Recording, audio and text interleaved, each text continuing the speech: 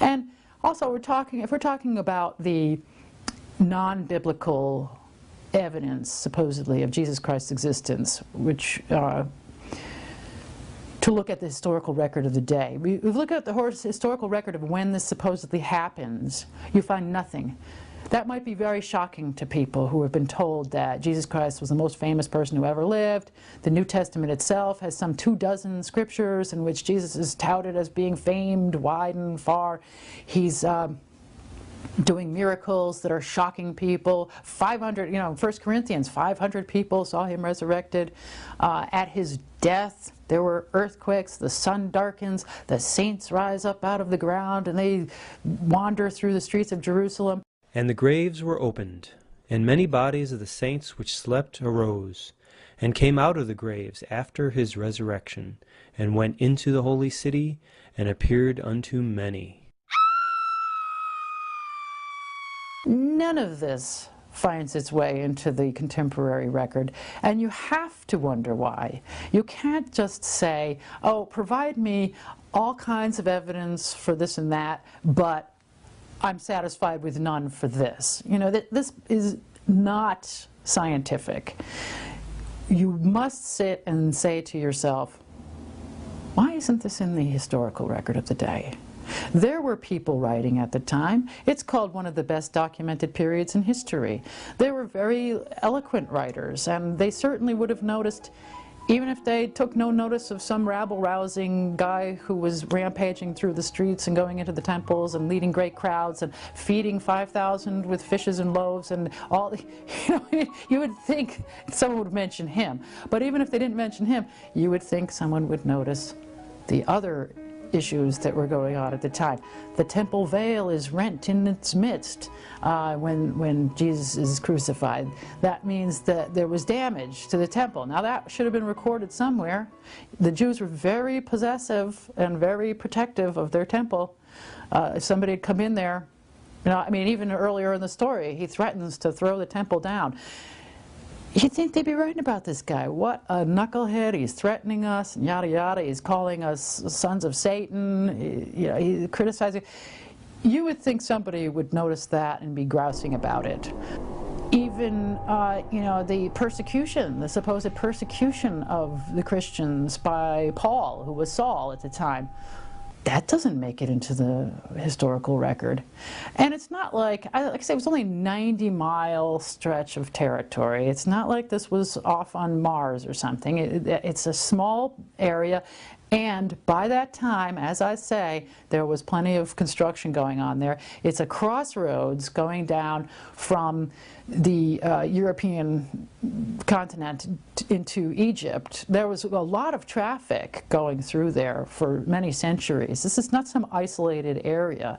There would be plenty of people passing through who would have heard these stories, who would have been amazed, who would have gone into another part of the country or into Egypt. Or we had Philo Judea of Alexandria. Judea's right living at that time, at that exact time.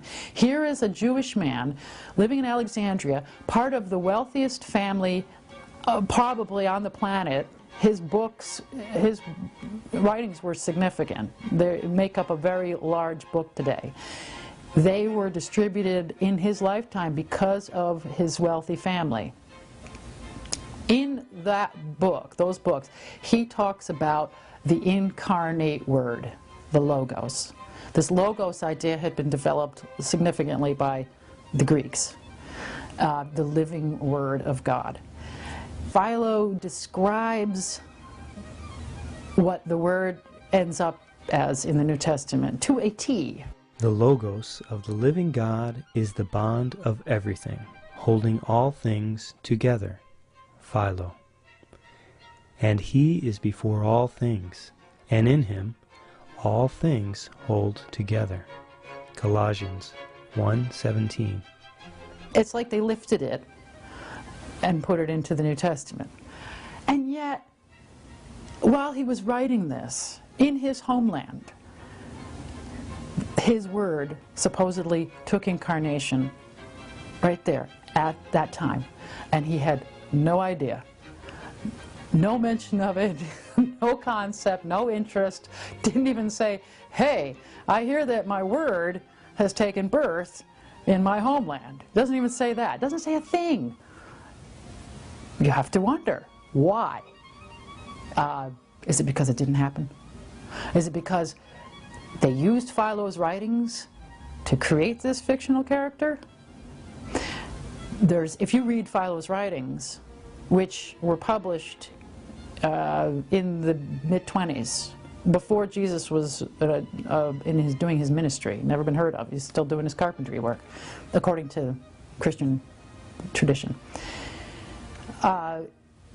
Philo's writings have so many Christian ideas in them that you really have to wonder. If you had that kind of pipeline and your works are that well known, and then sometime later these same ideas end up in, almost verbatim, some of them end up in the gospel story. It seems to be pretty obvious when you factor in all of the factors that you need to understand the context and milieu of the day. The only way you can sustain this story, really, is to have it in a vacuum, is to remove all practicality around it, all the other cultures. Seriously, you would have to be absolutely ignorant of all history, mythology, culture, language of the time in order to maintain that story. Unfortunately, that's what we find. There is quite a lot of ignorance, and willful ignorance. I've actually had debates with people who have said, oh, I don't want to know anything about those pre-Christian cultures because they were all evil. I can't give you any evidence then at that point. You've completely closed off. There's no way I can prove a thing if you have no interest in looking at the pre-Christian culture. So yeah, we're in a catch-22 with this one. And yeah, it becomes a matter of faith. They have no problem. There is that special pleading again.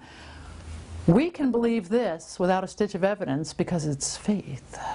But we can't believe anything that you've said without a mountain of evidence that we will still reject at the end of the day.